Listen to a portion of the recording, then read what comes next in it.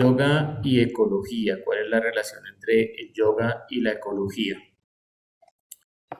Entonces, pues lo sabemos todos, el yoga es una rama de la biología que estudia las relaciones de los diferentes seres vivos entre sí, su relación con el entorno, con el ecosistema y pues cómo estas relaciones afectan de manera positiva, de manera negativa a los demás. Y por otra parte, la palabra yoga deriva de la raíz sánscrita yuk, que significa unión, yugo, vínculo, conjunción.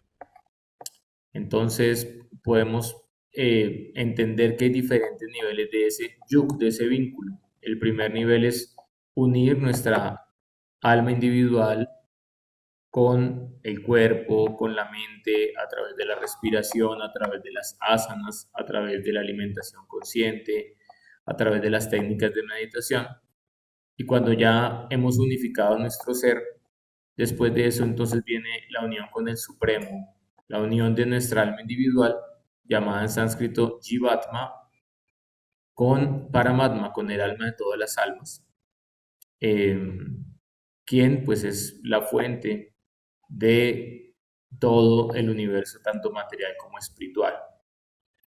Ahora entonces vamos a mirar cuál es la relación entre el yoga y la ecología, el yoga y el entorno, el yoga y nuestras relaciones interpersonales.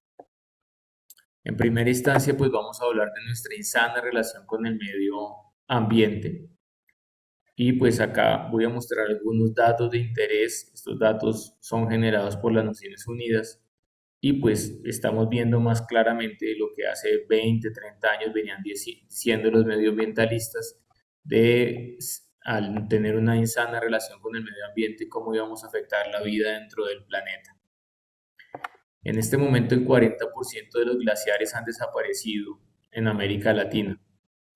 Cada año se talan 15 billones de árboles. Si la temperatura del planeta aumenta 1,5 grados centígrados más, desaparecerán varios de los países insulares. 8 millones de toneladas de plástico llegan al mar cada año. 2/3 de la gran barrera coral se han dañado por el aumento de la temperatura del océano. El 90% de las aguas residuales en los países subdesarrollados vuelven a los ríos y a los lagos sin ser tratadas. 2.700 millones de personas sufren por escasez de agua potable en el mundo. 33% de las muertes de niños son causadas por la contaminación medioambiental. Y cada año se emiten 2.000 millones de toneladas de polvo con sustancias tóxicas a la atmósfera. Y pues todo este particulado está haciendo que las personas cada vez más tengan enfermedades de su sistema respiratorio. El 60% de la población de aves ha descendido en los últimos 50 años. La mitad de los animales salvajes que existían en la Tierra hace 50 años ya desaparecieron. Y si continuamos así, en unos años solamente vamos a tener perros y gatos en nuestras casas y cerdos, pollos y vacas en campos de concentración. A eso hemos reducido la biodiversidad, los seres humanos. El comercio ilegal de animales genera anualmente 20.000 millones de dólares de utilidad.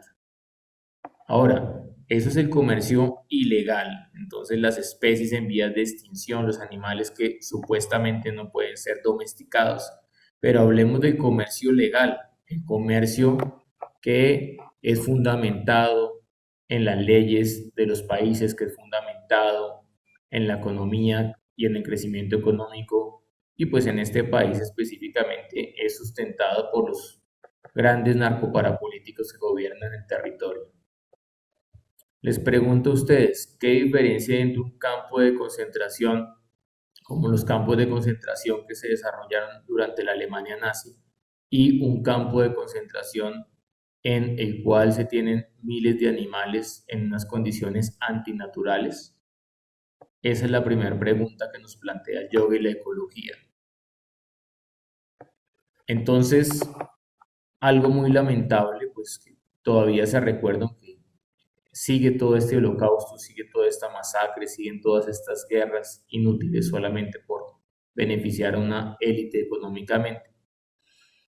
Aproximadamente la estadística dice que en el holocausto murieron 6 millones de judíos. Y la cifra en relación a los animales no tiene punto de comparación. Actualmente, animales viven en campos de concentración solamente para que el ser humano gratifique su lengua. Viven 80.000 millones de animales en campos de concentración en este momento. Entonces, dentro de la filosofía del yoga, hay algo que se llama la ley del karma.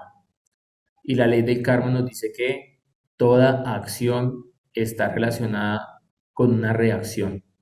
No hay acción sin su correspondiente reacción en este plano material.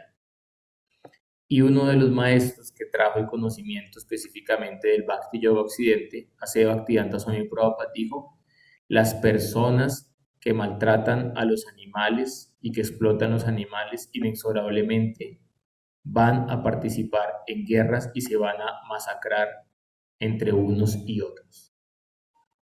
Y eso es lo que estamos viendo lamentablemente en la guerra en la Franja de Gaza, en la guerra en Ucrania y en muchas guerras que se libran al interior de los países. Ahora, todo este concepto viene de algo que se llama el especismo. ¿Qué es el especismo? Es una forma de discriminación basada en la pertenencia a una especie. Implica tratar a los miembros de una especie como más importantes que a los miembros de otra especie, aunque los intereses y los derechos deben ser equivalentes. Y dentro de la filosofía del yoga hay algo que se llama ñaya. La palabra ñaya significa lógica. Entonces hay tres formas de adquirir conocimiento: Shabda, Pratyaksha y Anumana. El conocimiento revelado en las escrituras sagradas, en las escrituras védicas, la inferencia, hacer una comparación y llegar a una conclusión, y también Pratyaksha, el conocimiento ya realizado desde la percepción del ser. Y en relación a la inferencia, Asaya Bhaktivedanta Swami Prabhupada da un ejemplo. Él dice: tú tienes derecho a una familia, tienes una familia. El animal en su estado normal tiene una familia. Tú comes, el animal come. Tú te apareas, el animal se aparea. Si a ti te hieren en una pierna, te duele, sangras. El animal, si le hieren una pierna, también le duele y también sangra. Ahora, es muy ilógico, no tiene ninguna coherencia, ninguna lógica pensar que el ser humano tiene alma y tiene derechos y que el animal no tiene alma. Eso se llama especismo. Y hay diferentes matices de ese especismo, no solamente es una diferenciación absurda entre el derecho del ser humano y el del resto de los animales no humanos. ¿Por qué? Porque antes en este mismo país se creía que los negros no tenían alma. Y también se creía en algún momento que los indígenas no tenían alma. Y también se creía en algún momento que las mujeres no tenían alma. Incluso aproximadamente en las épocas de los 50 fue cuando a la mujer se le empezó a dar el derecho al voto, el derecho a la educación. Antes de eso la mujer no podía votar, la mujer tenía que estar en la casa todo el tiempo, la mujer no tenía derecho a la educación. Incluso acá dentro de la Universidad Nacional se formaron unas de las primeras pensadoras y profesionales del país, porque antes de eso era muy difícil que una mujer tuviese acceso a la educación universitaria. Entonces todos estos conceptos vienen específicamente del ser humano narciso, que cree que la naturaleza ha sido dada por el Ser Supremo no para responsablemente administrarla y cuidarla, sino para explotarla a toda costa. Y de allí vienen conceptos como el racismo, como el sexismo y como el especismo, que sabemos que han hecho tanto daño a los seres humanos y a los animales no humanos. Hasta que no tengamos el valor de reconocer la crueldad por lo que es, sea la víctima animal no humana o animal humana, no podemos esperar que las cosas en este mundo estén mejor. No podemos tener paz entre los hombres, cuyos corazones disfrutan matando cualquier ser vivo. Retrasamos el progreso de la humanidad con cada acto que glorifica o inclusive tolera tan estúpido disfrute de matar. Esta es una cita de Rachel Carson, que es una bióloga marina. El nuevo reporte de World Animal Protection revela el verdadero impacto de la producción intensiva conocida como granjas industriales en nuestro planeta y expone cómo la continua expansión de esta actividad pondrá fuera de alcance el objetivo de todos los acuerdos que se firmaron en París en relación al cambio climático.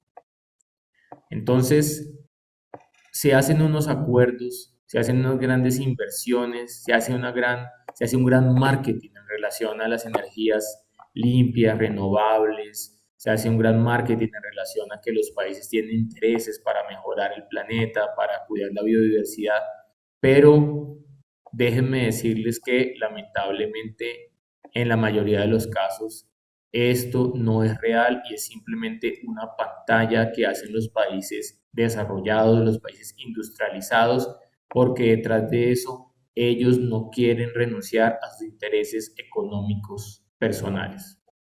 Ahorita está muy de moda, entonces dicen vamos a tener carros eléctricos y vamos a reducir la huella de carbono y va a ser más limpio el aire, pero la pregunta es, ¿de dónde va a salir todo el litio que necesitan esas baterías para los carros eléctricos? ¿Qué van a hacer con todas esas baterías de los carros eléctricos que duran 5 años? Señoras, señores, simplemente lo que quieren es cambiar todo el parque automotor y ganar millones de dólares haciéndole a las personas cambiar todos los carros. Pero si no hay soluciones de fondo, no va a cambiar la situación medioambiental que estamos viviendo. Y acá se los voy a demostrar claramente. El reporte El cambio climático y la crueldad analiza el impacto ambiental de la cría de pollo y cerdo con 4 gigantes de la producción intensiva de animales en el mundo: Brasil, China, Europa y Estados Unidos. El análisis encuentra que las emisiones de producción de carne de pollo de estos gigantes equivalen a mantener 29 millones de automóviles en las calles durante un año. 29 millones de automóviles. La producción de cerdo y el pollo a menudo se pasan por alto como contribuyente al cambio climático. ¿Por qué? Porque dicen, no, realmente la producción de cerdo y pollo no afecta tanto. Lo que más afecta es la producción de tener vacas en un campo de concentración por la cantidad de metano que producen las vacas, que pues es uno de los gases que más suma al efecto invernadero. Pero hay un punto que no se tiene en cuenta. El reporte expone el cambio climático oculto en la producción intensiva, incluidas las emisiones de deforestación, cuando se despeja la tierra para cultivar y alimentar a los animales de granjas industriales alrededor del mundo. Entonces, miren por ejemplo lo que pasa con la vaca. El metano y el efecto invernadero. Según la ONU hizo un estudio grandísimo en el 2016, donde ya advierten de todo esto e incluso el grupo científico que hizo el estudio recomienda una dieta vegana para el ser humano. Dicen, tenemos que cambiar a una dieta, eso lo dicen las Naciones Unidas desde el 2006. Pero pues hay personas que todavía no alcanzan a dimensionar la relación entre toda la destrucción del ecosistema y la alimentación. Pero según la ONU en este informe sobre la alimentación del medio ambiente, el 20% de todo el CO2 y el metano que afecta el clima en el mundo proviene de la producción de ganado. Ahora, lo que no se ve a simple vista, pero que también está allí, para obtener 10 kilos de carne de pollo se requiere talar 4 árboles. ¿Por qué? Porque tienes que deforestar para dar lugar a los cultivos y a través de esos cultivos generan granos para producir alimento para esos animales. Para obtener 10 kilos de carne de cerdo se requiere talar 5 árboles. Entonces, puede ser que no hayan tantos gases que emitan los cerdos y los pollos en los campos de concentración, pero tú estás ayudando a deforestar, a tumbar los árboles, a acabar con el Amazonas para que se pueda sembrar soya transgénico, maíz transgénico, para poderle dar alimento a esos animales. Cuando las personas piensan que las principales causas del cambio climático, cuando las personas piensan en cuáles son las principales causas del cambio climático, a menudo piensan en la quema de combustibles fósiles para fines industriales, energéticos y transporte. Eso es una parte de la ecuación. Pero hay un culpable climático oculto y eso no lo están visibilizando los países industrializados. ¿Por qué? Porque saben que detrás de la explotación de los animales hay millones de dólares de utilidad. Pero hay un culpable climático oculto y uno que podría estar en tu plato, la carne que proviene de granjas industriales. La producción intensiva, ya sea directa o indirecta, a través de la cadena de alimentación, es la culpable de la destrucción de hábitats vitales, el desplazamiento de la vida silvestre y es la mayor causa de sufrimiento animal en el planeta. Los animales de las granjas industriales, seres sintientes y conscientes, se ven privados de cualquier calidad de vida. Muchos de ellos nunca en la vida pueden ver la luz del sol, apenas tienen un espacio o no tienen ni siquiera vida libre de dolor. Esto es crueldad en su peor expresión y se debe terminar. Realmente no hay diferencia entre esto y los campos de concentración de Auschwitz. Ahora podemos ver entonces que de nuevo con el pretexto de esta onda ecológica y supuestamente medioambiental hay mucho eufemismo a nivel de las empresas, a nivel de la política, a nivel de los intereses. Y vi este slide en la web de CENU, entonces dice, cuidamos el medio ambiente, somos grandes ecologistas, ahora hemos cambiado nuestra flota de camiones por camiones que utilizan gas, que ya no utilizan petróleo para moverse. Y yo no estoy diciendo que esos cambios no sirvan en cierta manera, ok, pueden servir, pero tenemos que llegar realmente a cuál es el origen de toda la enfermedad medioambiental que estamos viviendo. Esto es la realidad. Esto es lo que hay detrás de cada producto de Zenón. Debemos recordar que los animales, al igual que los seres humanos, sienten, piensan, tienen emociones y tienen derecho a vivir con dignidad. Es decir, a no ser simplemente vistos como unidades de producción.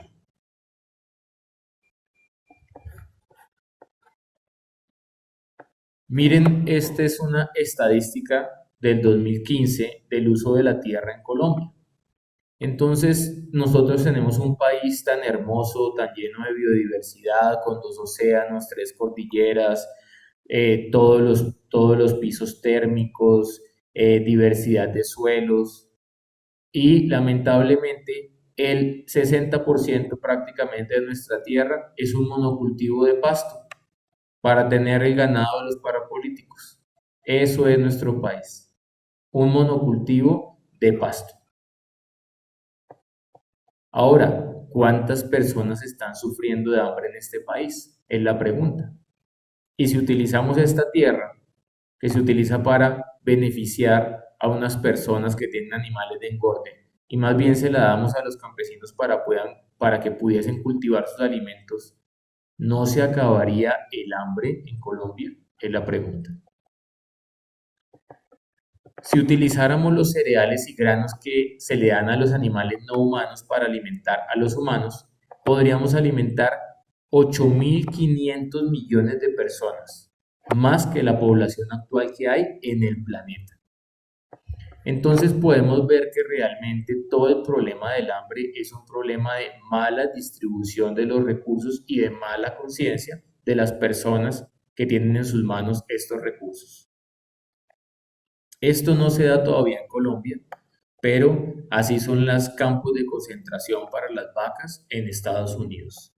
Como se dan cuenta, esos animales ni siquiera tienen pasto para poder comer, solamente consumen concentrado sintético. Agua. Ahorita se están librando las guerras muy lamentables por territorio, por poderes políticos en Ucrania, en Gaza, que igual no es algo nuevo, simplemente se ha recrudecido esta guerra, pero lleva ya décadas. Pero muchos medioambientalistas, muchas personas de avanzada han dicho que la próxima guerra va a ser por el agua. Más de la mitad del agua potable en el mundo se usa para la ganadería, más de la mitad del agua potable. Por otra parte, los desechos tóxicos de las carnicerías y las granjas de producción son enviadas a los ríos generalmente sin ningún tratamiento. Todas las semanas tienen que ir a cerrar una curtimbre cerca al nacimiento del río Bogotá, un río que nace muerto desde su origen.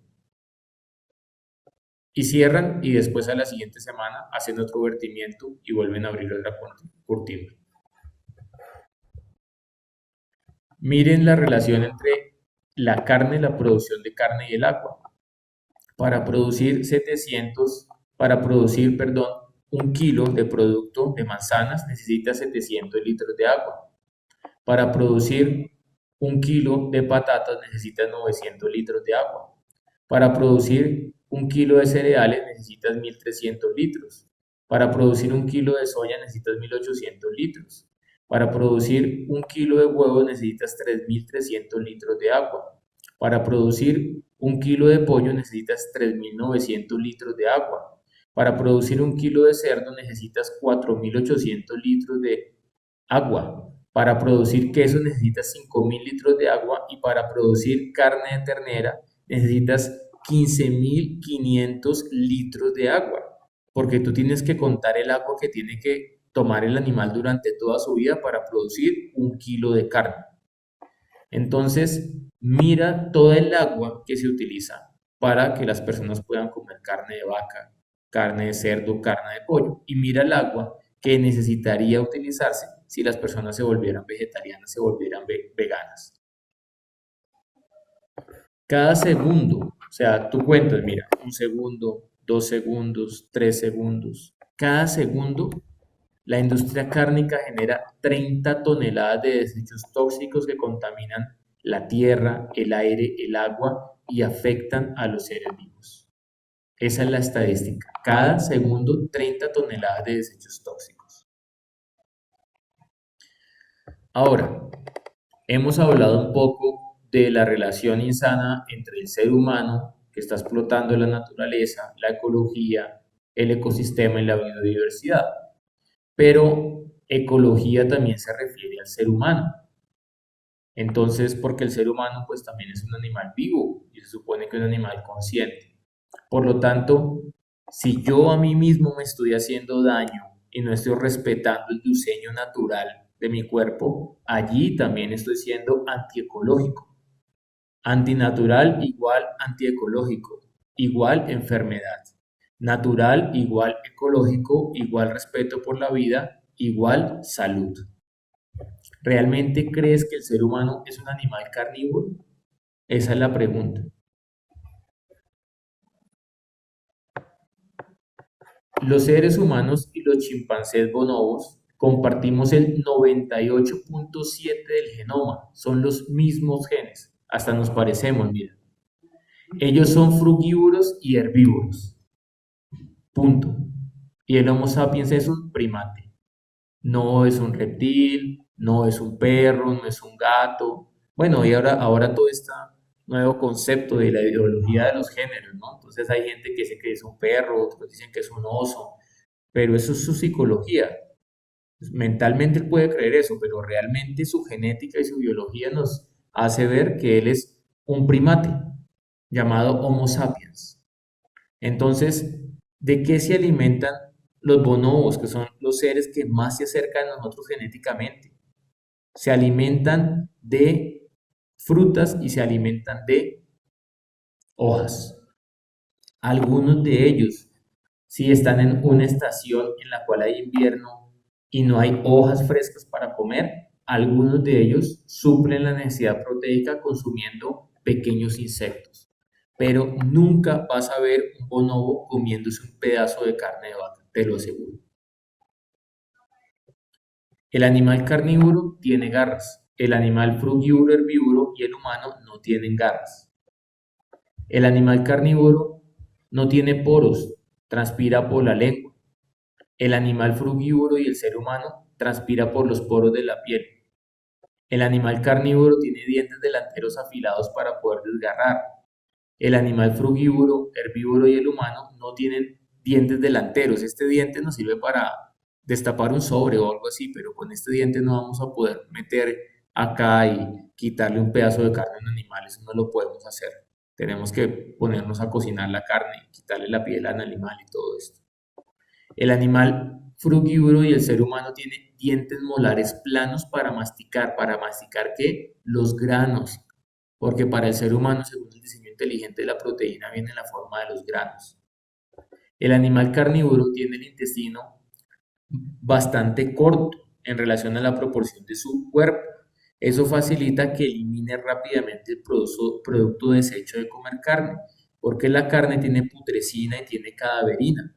Entonces, si eso no se elimina rápidamente, empieza a generar fermentación y putrefacción de los intestinos. Mientras que el animal frugívoro, herbívoro y el ser humano tienen un intestino muy largo. Y eso hace que el tránsito de la carne sea muy lento y se generen enfermedades en el sistema digestivo. Y según la medicina ayurvédica, el 70% de las enfermedades que sufre el ser humano vienen de alimentos en descomposición de los intestinos. El animal carnívoro tiene un fuerte ácido clorhídrico que permite digerir fácilmente carne, huesos, cartílagos. El ser humano y el animal frugívoro tienen un ácido clorhídrico 20 veces más suave que el de los animales carnívoros. Entonces, acá como se dan cuenta, no estoy hablando algo de religión, estoy hablando simplemente biología.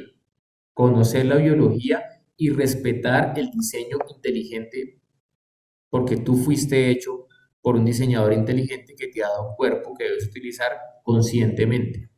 Ahora, ¿cuáles son las consecuencias fisiológicas de no respetar el diseño inteligente? Ahí podemos ver la lamentable enfermedad de las vacas locas, que pues tuvo sus primeras cepas muy grandes en Europa en los años 80 y debido a eso tuvieron que matar, asesinar 5 millones de vacas en Europa, porque si las personas, los seres humanos, comían esa carne de vacas infectadas por la enfermedad de las vacas locas, les daba rigidez muscular, movimientos musculares involuntarios, demencia y convulsiones. La enfermedad de las vacas locas se originó porque empezaron a darle a las vacas como alimento concentrados hechos a base de harinas de carne y de huesos. Esa es la estupidez del ser humano. ¿Cuál es el alimento natural para la vaca? El pasto. Pero el ser humano, en su afán de explotar la naturaleza, de explotar los animales, de verlos solo como unidades de producción, diseñó un concentrado. Ese concentrado estaba contaminado con una cepa y entró a la vaca. Eso generó que no pudiese procesar, se dañó su cerebro, generó una enfermedad que, por así decirlo, le dañó el cerebro, una encefalopatía espongiforme, le quedó el cerebro como una esponja. Y las personas humanas que comían esa carne desarrollaban esa misma enfermedad. Entonces, miren que hay una reacción al no respetar el diseño inteligente. Ahora, ¿qué pasa cuando el ser humano no respeta el diseño inteligente? La arteriosclerosis es una afección en la cual se acumula placa dentro de las arterias. Estamos hablando de reales pandemias, ¿sí? Que sí matan millones de personas y son enfermedades que podrían ser fácilmente prevenidas con una alimentación consciente. La placa es una sustancia pegajosa compuesta de grasas saturadas, colesterol de baja densidad, calcio y otras sustancias que se encuentran en la sangre. Cáncer. El doctor Colin Campbell hizo el estudio más grande de medicina en China, se llama China Study, pueden verlo, pueden consultarlo, es algo muy bien tratado. Y él demostró científicamente que las células cancerígenas crecen con el consumo de proteína animal, pero las células cancerígenas no crecen con el consumo de proteína vegetal. Pueden ver la película completa llamada Fork Over Knife, en donde están todos los estudios para que puedan ver la seriedad de esto. Gastrectasia, ya dijimos que el animal herbívoro y frugívoro no tiene tanto ácido clorhídrico, no es tan concentrado, no es tan potente. Entonces, ¿qué pasa? Cuando al niño se le empieza a dar carne, él tiene que generar más y más ácido clorhídrico y ahí empieza a cambiar todo el metabolismo de su sistema digestivo. El exceso de acidez que gradualmente deforma el estómago se llama gastrectasia. Lo anterior debido a que el estómago necesita producir un ácido mucho más fuerte para poder digerir la carne. Y la mayoría de enfermedades que estamos sufriendo son por exceso de acidez, por inflamación. Entonces, algunas personas saludables murieron por el COVID, pero realmente fue menos del 1%.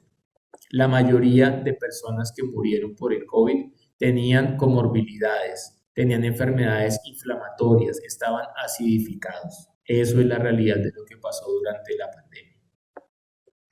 Artritis gotosa, acumulación de ácido úrico en las articulaciones.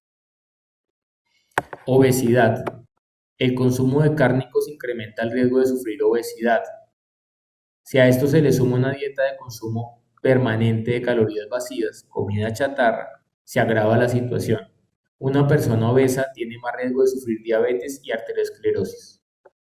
Entonces, antes de la industrialización, la gente no tenía refrigerador en la casa. Entonces no podían tener carne de animales en la casa porque se descomponía. Ustedes se dan cuenta, dejen un pedazo de carne por fuera de la nevera una hora a ver a qué empieza a oler la casa. Pasen por las carnicerías a ver a qué huele. Pasen por los mataderos a la salida de Bogotá a ver a qué huele. Eso no huele agradable. Entonces, ¿qué pasa? Lo que pasa es que antes la gente, los campesinos mataban una res una vez al mes, salaban esa carne y se comían esa carne y comían poca cantidad. Pero después de la industrialización y de que en cada casa ya las personas tenían la capacidad de tener un refrigerador, hay gente que come carne al desayuno, a las 11, al almuerzo y a la comida. Y hay gente que no dice, no, es que si no tiene carne, mi comida, eso no es comida. Y esa reacción de comer tanta carne y por el otro lado de comer calorías vacías y por el otro lado del sedentarismo y por el otro lado del estrés, está generando 1.000 millones de obesos en este momento en la humanidad. Harvard hizo un estudio muy interesante con una población de 400.000 personas y ellos demostraron científicamente que el consumo de carne, específicamente de embutidos, de carne roja, aumenta en un 48% el riesgo de sufrir de diabetes tipo 2. ¿Ok? Y el doctor Colin Campbell, él demuestra que con una alimentación basada en plantas se puede revertir por completo la diabetes tipo 2 y la diabetes tipo 1, que ya es una situación, digámoslo, genética. Entonces la persona puede reducir el consumo de insulina hasta en un 70%. Ahora, para cerrar nuestra sesión, la segunda parte, vamos a mirar qué es lo positivo que aporta el yoga, porque ya vemos la problemática, ya sabemos con más claridad que tenemos que cambiar de forma pronta y radical nuestra relación con el medio ambiente, con el ecosistema, pero nos preguntamos por dónde empezamos, qué debemos hacer. Entonces, acá vamos a ver, para concluir nuestra conferencia, cuál es el aporte del yoga para sanar nuestra relación con el ecosistema, cómo el yoga nos puede ayudar a mejorar nuestra calidad de vida y también ayudarnos a mejorar nuestra relación con el entorno. Qué linda sería que esta foto se volviese realidad, qué lindo sería que nos reconciliáramos con todos los animales.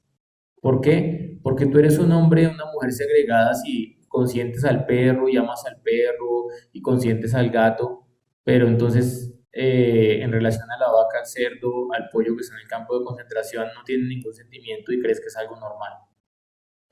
No es algo normal. ¿Por qué? Porque el amor no puede ser excluyente.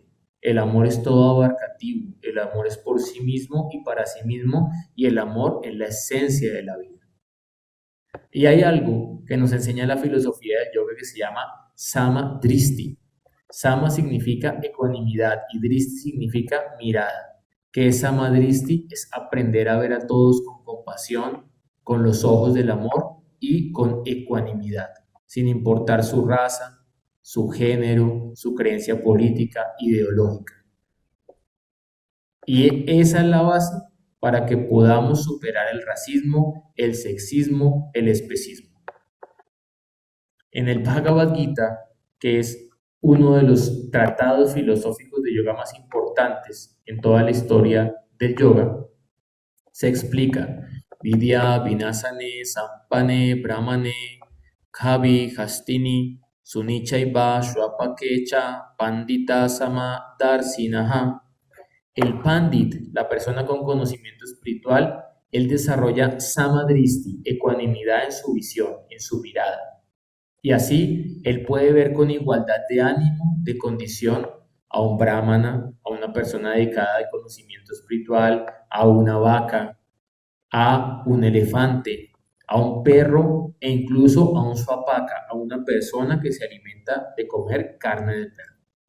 ¿Por qué? Porque él más allá de la forma externa puede ver la esencia, puede ver el alma, puede ver parte y porción de Dios que está en el corazón y él respeta la presencia de Dios en cada corazón y respeta la vida.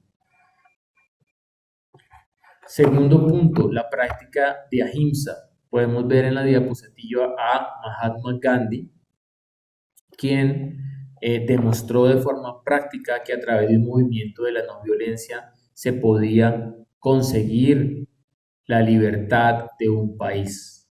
Entonces, a través de su movimiento de desobediencia civil y de la no violencia, él logró liberar a la India del yugo de los ingleses.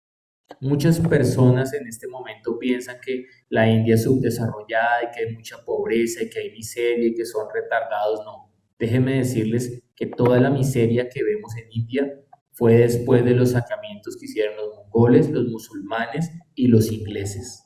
Porque la India durante miles de años fue una de las culturas más ricas y más desarrolladas del planeta.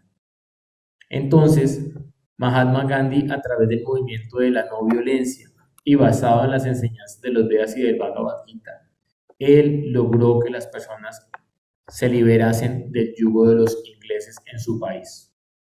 ¿Qué significa ahimsa? Ahimsa significa la práctica de la no violencia, pero la no violencia innecesaria, porque algún tipo de violencia es necesaria y es permitida y no genera karma negativo, una reacción negativa.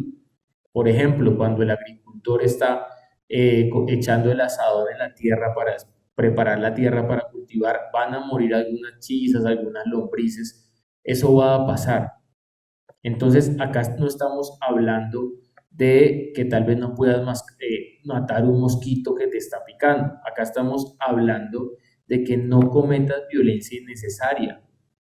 Nosotros en Colombia vivimos en el paraíso para los vegetarianos.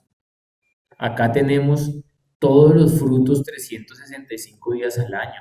Tenemos todas las hortalizas, tenemos todas las verduras disponibles todo el año. En otros países no es la situación así, pero no lo apreciamos, no lo valoramos. Entonces, si nosotros nos alimentamos de carne solamente para gratificar nuestra lengua, y de forma innecesaria generamos, ya vimos, tanta contaminación del agua, destrucción del ecosistema, deforestación, gases tóxicos que incrementan el efecto de la ebullición global. Allí tenemos que pagar la reacción a esto. Pero en la medida en que podamos generar no violencia innecesaria, nuestro corazón gradualmente va a desarrollar una cualidad que se llama karúnica. Karunia significa compasión por nosotros mismos y por todas las demás entidades vivientes. Ahimsa hace parte de las 5 llamas o de las 5 reglas que son de carácter obligatorio para cualquier practicante de yoga. Niyamas, otras 5 que no las voy a explicar hoy, son de carácter opcional, no son obligatorias, pero las llamas, cualquier practicante de yoga en cualquier parte del mundo, independiente de la escuela de yoga, si él quiere tener un fundamento básico y claro para practicar, debe seguir llamas y niyamas porque estas llamas y niyamas son la base del edificio del yoga. ¿Cuáles son las 5 llamas? Ahimsa, no violencia innecesaria, no derramamiento de sangre de forma innecesaria. Satya, veracidad. Asteya, no robar. Brahmacharya, una vida sexual controlada, regulada. Y aparigraha, no acumular más de lo necesario. Y aquí en relación a este último punto de aparigraha, entonces viene otro de los aportes de la filosofía del yoga para el medio ambiente y para la naturaleza. Este gran sabio llamado Rupa Goswami nos da los siguientes consejos para poder avanzar en nuestra práctica espiritual. Atyahara prayascha prayalpo niyama graha yana sanga chalaulyam cha saptir bhaktir vinashyati. Hay 6 principios que favorecen el desarrollo del amor por Dios. Atyahara, no comer más de lo necesario y no acumular más de lo requerido. Prayashas, no esforzarnos demasiado por cosas materiales, por logros materiales que son muy difíciles de obtener. Prayalpo, no hablar innecesariamente sobre tópicos que no benefician mi conciencia. Niyama graha, no apegarnos en exceso a las reglas, pero tampoco querer actuar de forma independiente y caprichosa como el que cree que hace un gran bien para la humanidad pasándose el semáforo en amarillo y después genera un accidente de tránsito. Yana sangas, abandonar la asociación tóxica. Y finalmente, laulyam cha, abandonar la codicia. Entonces, el tercer punto es dejar de ser acumuladores. Atyahara. Ahara significa comer. Todos necesitamos comer. En los Vedas se explica Jivo Jivasya Jivanam. Cada entidad viviente es alimento de otra entidad. Así funciona. Eso es parte de la ecología, es parte del diseño de este universo material. Pero Atyahara, exceso más de lo necesario, es lo que nos está enfermando y como consecuencia está dañando el planeta. Entonces, no solamente comemos por la boca, también comemos por los ojos, comemos por los oídos. En este momento ustedes están alimentando con esta charla, las 50 personas que están conectadas, las 4 personas, 5 personas que nos acompañan acá, presencial. No debemos de acumular más de lo necesario. Cuando yo era niño había un teatro parecido a este auditorio que se llamaba el Calipso en Santa Isabel, que es el barrio donde yo he vivido toda la vida, y pues colocaban una película cada mes, cada 15 días, y uno iba a ver la película con su familia y pues pasaba un rato agradable, iba al cine y después se volvía para la casa y era todo como una aventura ir al cine, ¿no? A ver la película. Pero ahora tú prendes el televisor y colocas Netflix y te salen miles de series, miles de películas y al final de eso pierdes el tiempo como un tonto y duraste una hora buscando qué ver y ya al final no viste nada porque no sabes ni qué escoger. ¿Es verdad o no es verdad? Colocas Spotify y te salen miles de canciones. Pero cuando era niño teníamos un tocadisco, colocábamos un disco y nos sentábamos a escuchar música en la sala con la familia. Ahora tienes tanto que ya no sabes ni siquiera qué hacer con toda esta información. Y al final todo esto está generando estrés en los seres humanos. Por otra parte, entonces los Vedas dicen tienes que alimentarte para poder mantener tu cuerpo, tu alma juntos, para tener en buen estado tu cuerpo, porque es el vehículo que te ha dado el Ser Supremo para alcanzar la realización del ser, la iluminación espiritual. Pero si comes más de lo necesario, te vas a enfermar, porque el fuego digestivo, el Yataragni, tiene una potencia. Y si tú comes en exceso, entonces ese fuego no va a poder digerir el alimento que comes en exceso y el alimento no digerido se va a convertir en toxina y eso va a originar la enfermedad. Y en la medida en que queremos cada vez más y cada vez más y cada vez más, pues estamos acabando cada vez más los recursos no renovables y por eso pues estamos siendo cómplices de toda esta destrucción medioambiental. Por lo tanto, el yoga nos plantea un principio que es una vida sana y sencilla con una filosofía elevada. Consume solamente lo necesario, no acumules más de lo necesario, no comas más de lo necesario, sé frugal, aliméntate en la modalidad de la bondad. Nada te sirve acumular más de lo necesario porque todo lo vas a perder en el momento de la muerte. ¿Qué es lo único que te llevas en ese momento? Yam Yam Bapishmaram Bhavan. De acuerdo al estado de conciencia que tengas en el momento de la muerte, a tu sentimiento alcanzarás un próximo destino. No de acuerdo a la billetera, de acuerdo a la pensión, de acuerdo a cuántos títulos acumulaste en la universidad. Solamente va a quedar allí tu estado de conciencia.